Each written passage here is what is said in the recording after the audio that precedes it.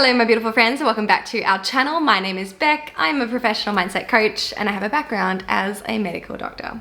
I'm the founder of the group coaching program Dare Darling. Dare Darling is a space for successful, brilliant women to come together as they go on the journey, as they take on the challenge of creating the life they want, of showing up in their life the way they want to show up. And to do that, they have to overcome the perfectionism, the imposter syndrome, the people pleasing that's getting in their way, that's holding them back, that is slamming the brakes pedal on their ability to show up truly, authentically, finally in their integrity. Because successful women have got places to go and things to do, and I hate the thought that we're holding ourselves back with these disempowering mindsets, that we're not showing up in the world with all the gifts and strengths that we have to offer and making all the change that ultimately we will offer. And guys, I'm not just talking about women who are in leadership positions, in C-suite positions, etc. I'm talking about the way that women show up in their daily life as an example for the other people immediately around them, other women, other young girls, other men, everyone. Changing the ideas that we have about what it means to be a woman, what it looks like to be a woman in today's world. Because the current way that we think about women and what we think a woman should do and what we think is good and right and what we should limits us in ways that a lot of us can't even see. And when you do this work, when you get out of your own way, when you stop having these rule books, these obligations, these shoulds, these right and wrong concepts in your mind, then you're free to show up as you, instead of what you think you should be. And that gives other people permission to do the same. So your work, your personal work, really matters from my perspective. And that is the way that Dare Darling is going to change the world. So I'm so excited for you to join us. Find the link down below, and I cannot wait to meet you, and I cannot wait to have you benefit from all the other women in this group and to contribute all of your goodness that you have to offer to us too. Now, speaking of, for today's video, I have actually been prompted by a brilliant woman in my life, and that is Dr. Christine Barker. Jump over to her channel, Dr. Christine Barker at Renal Tutorials. She is primarily a medical educator and she helps BPTs, basic physician trainees here in Australia, pass the medical exams without the fuss, without the drama, without it being such a drag, by making these complex topics for the exam super simple. But the other thing that Christine has to offer that you'll find on her channel as well is these different mindset and energy tips that are always helpful to me. And the concept she's reminded me of today is being careful with A, the questions you ask, and B, the words you use. And I'm talking about this in regards to talking to yourself. So here's the thing. Your brain is a question answering machine.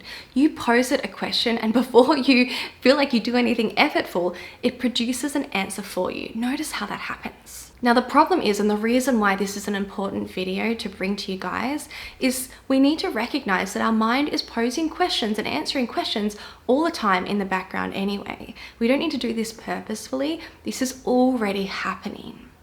And the problem is that a lot of these questions are low quality questions, in the sense that they're questions that offer us answers that aren't useful to us, and in fact often can be detrimental to us. Let me give you a couple of examples off the top of my head. Why am I so tired? Why am I doing this again? Why can't I just What's wrong with you? Why don't you know this by now? Without your awareness, without your intervention, your brain can ask you these questions looking for answers that aren't useful to you. When you ask the question, why am I doing this again? And your brain answers, because you're so stupid. Then ask yourself, with the cognitive program, with that thought, because you're so stupid, what emotion does that create? And what behavior does that emotion drive? With that full picture in the cognitive program, you can answer the question, is this thought useful? And backtrack, was that question a useful question? And in this case, we'll probably say that not only is this question not useful, but it's actually detrimental. It's probably gonna create some sense of stress or disappointment or shame that then is going to go on to affect our behaviors. And it will likely affect your behaviors in a way that proves that thought true. So if your mind only has so much attention each day, if you can only ask yourself so many questions each day, do you want to keep asking and by default answering these low quality questions that produce outcomes that you don't like? Or is it worth it to you to spend some time to direct your mind, to ask better questions? Use the analogy of a researcher. You've only got so much time in this world, in your lifetime, to conduct research. You will only create hypotheses. And in fact, journals will only accept studies with hypotheses that have meaningful outcomes. You can't study everything. You can't answer every question. You ask the high-yield questions that give you the outcomes that are important. And I want you to treat your mind and your life in the same way. You only have so much opportunity to ask questions. You only have so much attention to give each day. Make sure the questions you're asking are useful, impactful. Now, Christine's analogy was next level here. She actually said, it's kind of like using ChatGPT. When you use ChatGPT, the answer you get back is only as good as the question you put in. And you've got to be really careful with the words that you use with ChatGPT. And it's so obvious when you use this AI that when you swap out one word, you can get a completely different answer. And we can use this concept from a very obvious place of, you have this question that you're asking by default, which is, for example, why am I so terrible? And you can swap out one word there and you can ask, why am I so brilliant? And see what answers your mind comes up with. Put those answers in a cognitive program and see how it affects you emotionally and see how it affects your behavior. Because you might think it's indulgent to think about why you're brilliant or to answer the question of why you're brilliant. But when you put it in a cognitive program, you might just see that that thought is more productive or just more enjoyable at that emotion line than the alternative. So stop judging the thoughts themselves and look instead at the outputs and outcomes of those thoughts in your cognitive programs.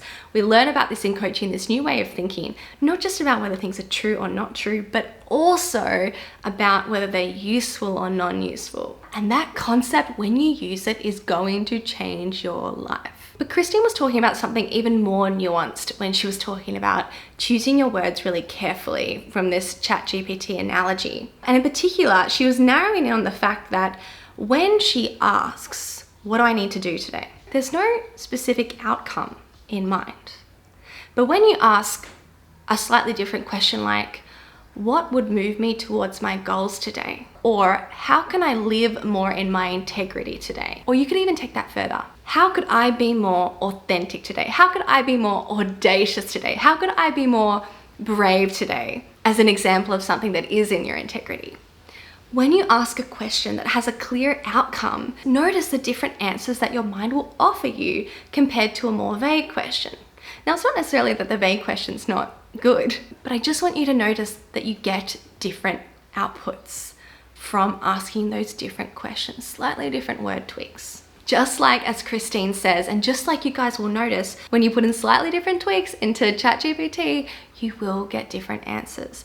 Your words matter to your brain and to the AI. Now, my beautiful friends, the ability to direct your mind like this and the skillfulness that you can develop in directing your mind is a core part of mind management, what we teach when I teach you to self-coach. And that is what we do in my group coaching program, Dare Darling. I teach you to self-coach through both getting coached yourself, being able to watch other people get coached and learn from them, and through video lessons and worksheets that will bring you home to the concepts. So if that sounds like work that you need in your life, jump below and find the links to Dare Darling, my group coaching program. I can't wait to meet you. I can't wait to see what you contribute, and I can't wait to see you benefit from this amazing community and this incredibly important work. Thank you guys so much for watching. Thank you, Christine, for prompting this concept and enhancing it. And I'll see you guys in my next one.